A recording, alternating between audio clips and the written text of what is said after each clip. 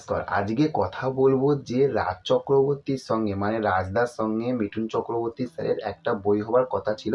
এটা তো আমরা তো অনেকদিন আগে থাকতেই আমরা শুনেছিলাম এবং সেটা আর একটা কথা উঠেছিল যে এটা মিনিস্টার ফাটাকেষ্ট বা এমএলএ ফাটাকেষ্ট পার্ট 3 হতে চলেছে।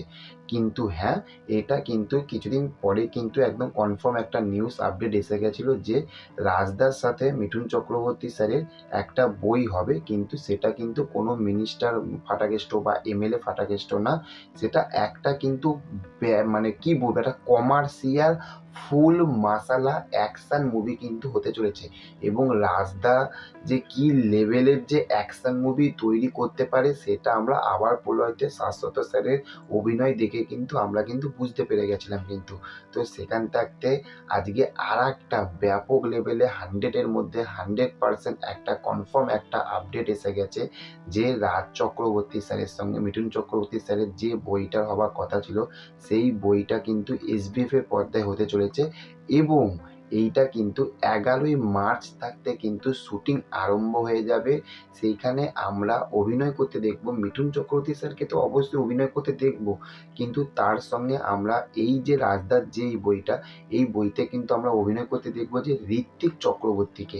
এবার ঋত্বিক চক্রবর্তী আপনারা বুঝতেই পেরে গেছেন যে হইচইয়ের পর্দায় যে গোলা যে পার্ট 1 মানে সিজন 1 সিজন 2 যেখানে অভিনয় করতে মানে করেছিল, বা ভূতপুরীতে এই রিসেন্টলি যে বইটা চলছে ভূতপুরী, সেই ভূতপুরীতে কিন্তু ঋত্বিক চক্রবর্তী রয়েছে। আর ঋত্বিক চক্রবর্তী কিন্তু একটা আলাদাই কিন্তু একটা মানে কি বলে ব্যাপক ধরনের কিন্তু একটা ওই মানুষটা থাকা মানে একটা আলাদা লেভেলেরই কিন্তু বই তৈরি হয়, মানে বোঝা গেল।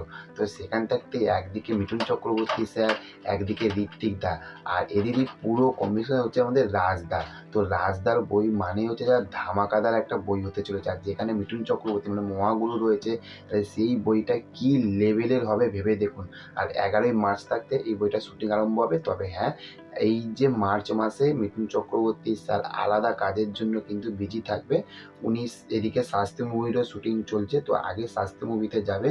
এখানে 11ই মার্চ থাকতে যে শুটিংটা হবে সেখানে ঋত্বিক দা এবং হচ্ছে আলাদা যারা যারা আরও কাস্টরা রয়েছে, যে শুধু মিঠুন চক্রবর্তী স্যার ঋত্বিক দা থাকলে তো একটা বই তৈরি হয় না, আরও যারা রয়েছে, তো তাদের সঙ্গে এই শুটিংটা আরম্ভ হবে। তারপরে মার্চ মাসে এই যে ভোট টোট এগুলো সব চলে যাওয়ার পরে শাস্ত্রী মুভি এবং হচ্ছে যে রাজদার সাথে এই মুভি, এই দুটো মুভিতে কিন্তু একসঙ্গে কিন্তু আমরা মিঠুন চক্রবর্তী স্যারের কিন্তু আমরা শুটিং মানে করে কিন্তু কমপ্লিট করে উঠবে। এবার ভেবে দেখুন যে কতটা দম থাকলে কিন্তু এই রকম লেভেলের কিন্তু করা যায়, মানে অভিনয় করা যায়। তাহলে মানুষটাকে যে রেসপেক্ট, ও বলে না যে আমাকে রেসপেক্ট করতে লাগবে না, এই মানুষটা এমনই একজন মানুষ যে সবাই রেসপেক্ট করবে। এবং মানে দম, এই বয়সেও এখনো যা দম, এখনকার যুগে যেসব ছেলেরা মানে উঠে আসছে, যেসব হিরোরা নতুন হিরোরা উঠে আসছে বাংলার টলিউডে, তাদেরও কিন্তু এই এতটা কিন্তু দম নেই যেরকম রঞ্জিত মল্লিক স্যার, মিঠুন চক্রবর্তী স্যার, এদের যা দম আছে, তাই না? তো চলুন, আপনাদের কি মতামত অবশ্যই কমেন্ট বক্সে জানাবেন। আর চ্যানেলে যদি নতুন হয়ে থাকেন তার চ্যানেলটাকে অবশ্যই সাবস্ক্রাইব করে পাশে থাকবেন কিন্তু। আর পাশে থাকা যে বেল বোতামটা, সেই বেল বোতামটা অবশ্যই টিপে দেবেন, তার কারণ আপনারা সবাই জানেন আর বলার দরকার নেই। আর ভিডিওটা যদি ভালো লেগে থাকে তাহলে আপনার কাছের বন্ধুদের কাছে সবার কাছে ভিডিওটা শেয়ার করবেন। ভালো থাকবেন আপনারা, দেখা হচ্ছে নেক্সট অন্য কোনো ভিডিওতে। Okay, thank you, have a nice day, tata, bye by.